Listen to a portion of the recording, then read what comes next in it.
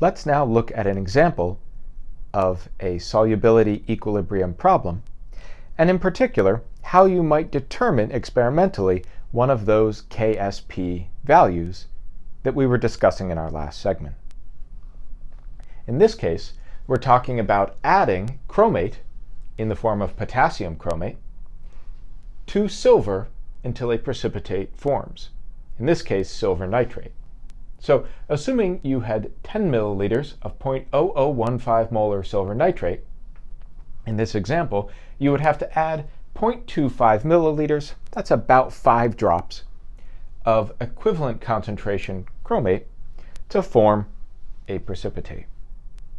At this point, we're approximating that almost no precipitate has formed.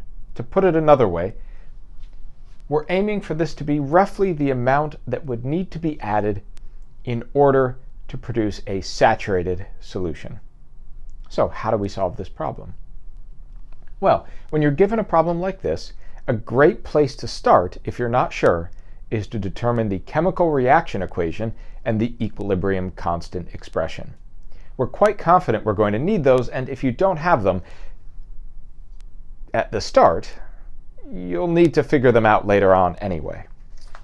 So let's figure out exactly what those will look like. Now, we're lucky in the sense that our precipitation reaction equation is one that we had just talked about.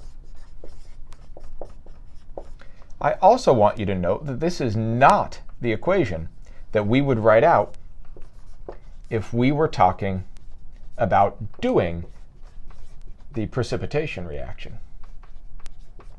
That is to say, normally, back in Chem 103, if you had written out the reaction to go with this statement, these would have been on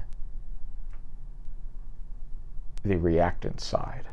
In this case, however, we're saying we know we have reached equilibrium, so we have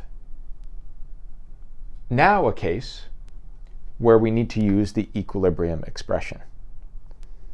You might be getting a little bit of a thought in your head at this moment to think about the idea that this is a case, much like a perturbing a buffer problem case, where you may potentially have to do a limiting and excess problem at the start.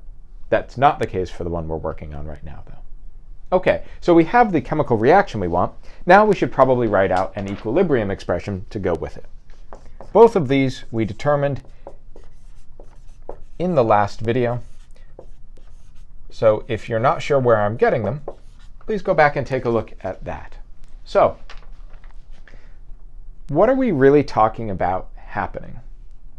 Well, we're saying that these amounts hanging out in solution are enough that we've reached saturation. So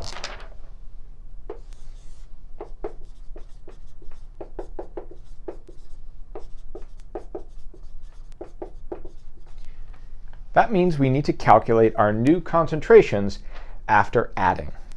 So in the case of our silver solution, we really are not going to need to do very much in this case.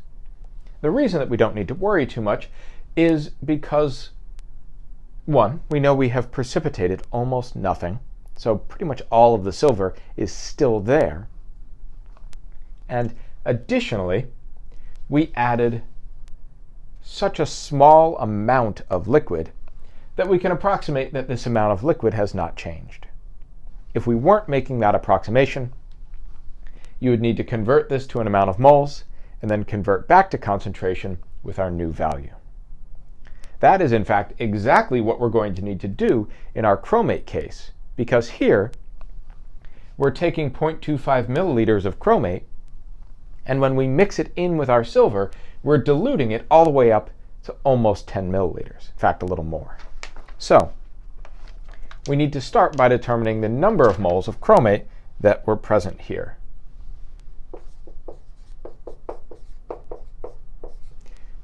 .25 milliliters is 2.5 times 10 to the negative 4 liters. And for every 1 liter, we have 0.0015 moles, And last but not least, we need to know our concentration, which means we need to divide by our new volume. If we do that, what we find is that our new concentration of chromate is going to be equal to 3.7 times 10 to the negative 5 molar. Recall we said our silver concentration is not changing significantly, so it is still going to be that same 1.5 times 10 to the negative 3 molar. So you can see that because we added just a few drops of chromate, this diluted it quite a lot, but the silver effectively not at all. OK, so how do we determine the KSP? Well, we're going to plug these values into this expression.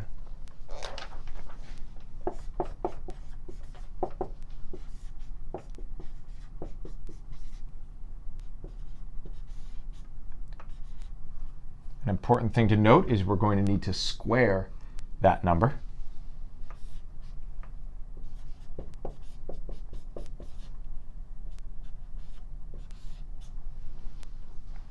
So if we plug these in and do our math, we get that this is equal to 8 times 10 to the negative 11,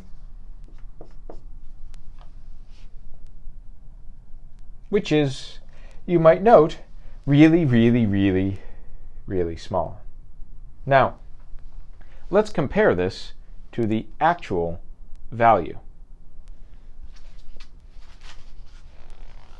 In your textbook, on page 39, you will find table 9.4. This is a table of KSP values. In essence, it's very analogous to that table of pKa values. It will also probably not surprise you to learn that just as people often use pKa, we'll often sometimes use pKsP. However, without the connection to pH, it's used a little bit less commonly. Our actual value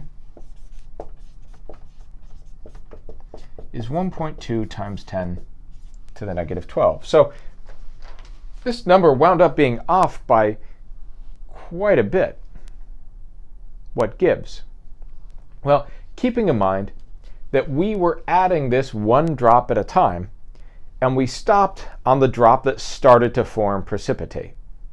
In a sense, our math was assuming that precipitate never formed, which is, it turns out, a bad assumption. From here, we're going to look at more examples, and in particular, we're next going to flip this around and look at cases where the KSP is known, but the concentrations are not.